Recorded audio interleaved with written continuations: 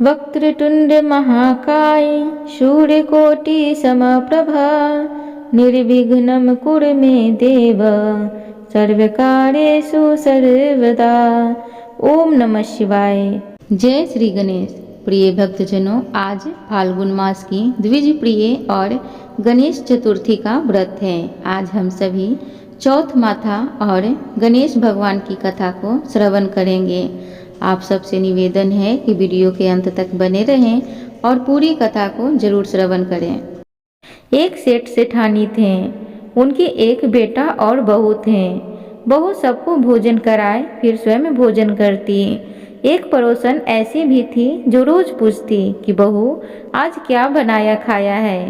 बहू कहती ठंडो बासी। एक दिन उसके पति ने ऐसा सुनकर विचार किया कि आज तो पकवान बनाए जाएं, फिर देखें कि मेरी पत्नी क्या कहती है। उसने तरह तरह के पकवान बनवाए और घर के सभी लोगों ने एक साथ बैठकर भोजन किया। आज भी पड़ोसन ने पूछा तो बहू ने कहा ठंडो बासी। सेठ के लड़के ने सोचा हो न हो कोई बात अवश्य है जिससे कि मेरी पत्नी ऐसा कहती है। उसने पत्नी से पूछा कि तुम रोज ठंडो बासी खाया ऐसा क्यों कहती हो, जबकि हम सब ने एक साथ बैठकर कई तरह के पकवान खाए। उसकी पत्नी बोली हम सब जो खा रहे हैं वह बाप बूढ़ों की कमाई है। जिस दिन आप कमा कर लाओगे उस दिन मैं समझूंगी कि ताज़ा भोजन कर रहे हैं। अब एक दिन लड़के ने माँ से कहा मैं एक बड़े शहर में कमाई करने जा रहा हूँ। माँ बोली बेटा अपने पास इतना धन है कि खाया नहीं खुटेगा। माँ के मना करने पर भी बेटे ने स्वयं कमाने का दृढ़ निश्चय कर लिया और जाते समय पत्नी से कहा मैं जब तक कमाकर बहुत सा धन लेकर ना आऊं तुम चूल्हे की आग मत बुझने देना। एक दिन चूल्हे की आग बुझ गई तो वह मन ही मन घबराने लगी। कहीं मेरे पति पर संकट तो नहीं आन पड़ा। जल्दी से पड़ोस में से आग लाकर चूल्हे में रख दूं। ऐसा विचार करके पड़ोस में गई। वहाँ पड़ोसन चौथ माता का व्रत पूजन कर रही थी। पड़ोसन ने कहा थोड़ी देर में आकर ले जाना। बहू ने पड़ोसन से पूछा आप यह व्रत क्यों करती हैं, इससे क्या मिलता है। पड़ोसन ने कहा चौथ माता के इस व्रत को करने से अन्न लक्ष्मी मिले और अपनी मनोकामना पूरी हो। अब बहू भी चौथ माता का व्रत करने लगी। दीवार पर चौथ माता बनाई। उस दिन घी गुड़ का चूरमा बनाकर रात्रि को चंद्रमा को अर्घ्य देकर भोजन करती। ऐसा करते करते बहुत दिन हो गए। चौथ माता ने उस बहू के पति को सपना दिया कि साहूकार का बेटा तू जागे कि सोवे, तेरी पत्नी बहुत याद कर रही है। घर जाकर उसकी चिंता मिटा। तू दुकान खोलकर कंकु केसर का पगलिया बनाकर बैठ जाना। आज तेरा हिसाब किताब चुकता हो जाएगा। अब तो चौथ माता ने जैसा कहा था वैसा ही हुआ। उसने घर जाने की तैयारी की और गाड़ी भर के धन दौलत लेकर चल दिया। रास्ते में एक बड़ा सा काला नाग फन फैलाए बैठ गया और कहने लगा आज तो मैं तुझे डसूंगा, छोड़ूंगा नहीं। आज तेरी आयु पूरी हो गई है। सेठ के लड़के ने कहा आज चौथ माता ने मुझे सपना दिया तो मैं अपनी पत्नी से मिलने जा रहा हूँ। वहाँ मेरी पत्नी बहुत चिंता कर रही होगी। मैं उससे मिलकर जरूर आऊँगा, तब मुझे डस लेना।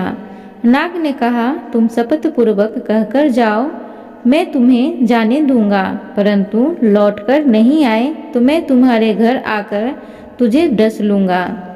इस प्रकार सर्प को वचन देकर वह अपने घर पहुंचा। वहां सभी से हंसी खुशी से मिला और भोजन करने के बाद उदास होकर बैठ गया। उसकी पत्नी ने उदास होने का कारण पूछा तो पति ने काले नाग वाली बात बताते हुए कहा यदि मैं उसके पास नहीं जाऊंगा तो वह घर आकर मुझे डस लेगा। पत्नी बहुत चतुर थी। उसने कहा कि आप घबराओ नहीं, लेट जाओ, मैं एक उपाय करती हूँ। पत्नी ने कमरे की 7 पेढ़ी धोई। पहली पेढ़ी पर रेत, दूसरी पर इत्र, तीसरी पर गुलाल फूल, चौथ पर कंकु केसर, पांचवी पर लड्डू पेठा, छठी पर गाड़ी गलीचा और 7वीं पेढ़ी पर दूध का कटोरा भरकर रख दिया। इस प्रकार वह 7 ही पेढ़ी सजाकर बैठ गई। आधी रात होते ही नाग आकर पेढ़ी चढ़ने लगा। पहली पेढ़ी पर रेत में लोट-पोट गया और कहने लगा कि सेठ की बहू ने आराम तो बहुत दिया, पर वचनों से बंधकर आया हूँ, सो डसूंगा अवश्य ही। इसी प्रकार 7 पेढ़ियों पर नाग आराम करता हुआ और कहता हुआ कि डसूंगा जरूर। कमरे में जाने ही वाला था कि चौथ माता ने विचार किया कि मैं इसे नहीं बचाऊंगी तो संसार से धर्म कर्म और व्रत पूजन कौन मानेगा। अब तो गणेश जी, चंद्रमा जी और चौथ माता ने उसे बचाने का विचार किया। चंद्रमा जी ने उजाला किया, चौथ माता ढाल बनी और गणेश जी ने तलवार लेकर नाग को मार दिया और ढाल से ढक दिया। अब बहू भी थकी हारी सो गई।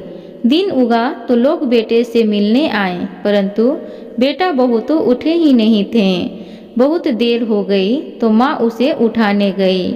माँ ने 7 पेढ़ियों पर जो कुछ देखा तो बहुत घबराई और बेटा बहू को आवाज लगाई। बेटा बहू ने उठा तो देखा कि एक ढाल तलवार वहाँ पड़ी है। अब ढाल उठाई तो वहीं काला नाग मरा हुआ पड़ा है। बेटा बहू ने सोचा कि आज तो धर्म कर्म ही आड़े आ गए, जो भगवान गणेश जी और चौथ माता ने अपनी रक्षा की। हे चौथ माता, आपने जैसी सेठ की बहू और बेटे को रक्षा की, वैसे सबकी रक्षा करना। बोलो चौथ माता की जय। प्रिय भक्तगणों, तो अब हम सब दूसरी कथा को बड़े ही श्रद्धा भाव के साथ श्रवण करेंगे। आइए कथा को श्रवण करते हैं। एक साहूकार और एक साहूकारनी थे। वह धर्म पुण्य को नहीं मानते थे, इसके कारण उनके कोई बच्चा नहीं था। एक दिन साहूकारनी पड़ोसी के घर गई। उस दिन सकट चौथ था। वहाँ पड़ोसन सकट चौथ की पूजा करके कहानी सुन रही थी। साहूकारनी ने पड़ोसन से पूछा, तुम क्या कर रही हो?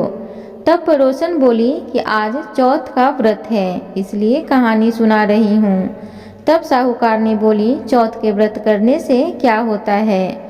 तब पड़ोसन बोली, इसे करने से अन्न धन सुहाग पुत्र सब मिलता है।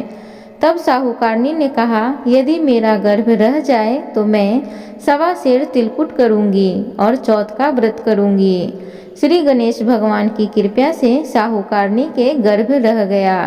तो वह बोली कि मेरा लड़का हो जाए तो मैं 2.5 सेर तिलकुट करूंगी।